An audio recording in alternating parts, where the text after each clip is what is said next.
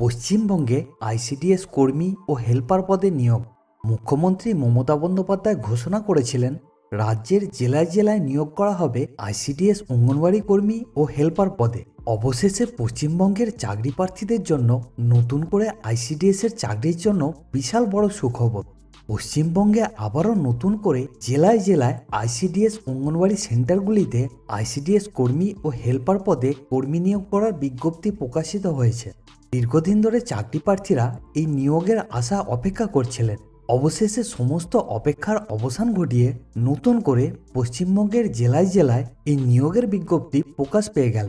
এই পদে শুধুমাত্র মহিলারাই আবেদন করতে পারবেন, তাই মহিলারা এমন সুযোগ কখনো হাতছাড়া করবেন না।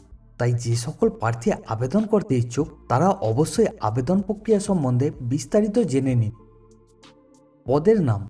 এখানে যে পদে কর্মী নিয়োগের বিজ্ঞপ্তি প্রকাশিত হয়েছে সেই পদের নামটি হল আইসিডিএস অঙ্গনওয়াড়ি কর্মী ও সহায়িকা। যোগ্যতা।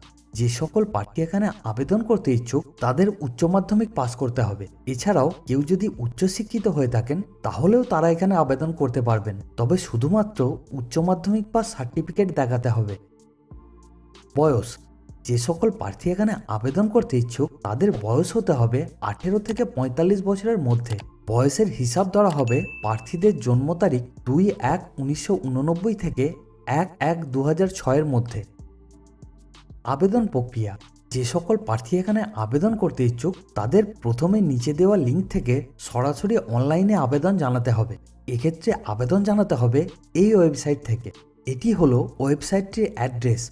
যাবতীয় তথ্য দিয়ে আবেদনপত্রটি পূরণ করার পরে ফটো ও সিগনেচার আপলোড করতে হবে এবং সমস্ত কিছু সঠিকভাবে সম্পন্ন হয়ে যাওয়ার পরে চাকরি প্রার্থীদের আবেদনপত্রটি ফাইনাল সাবমিট করতে হবে।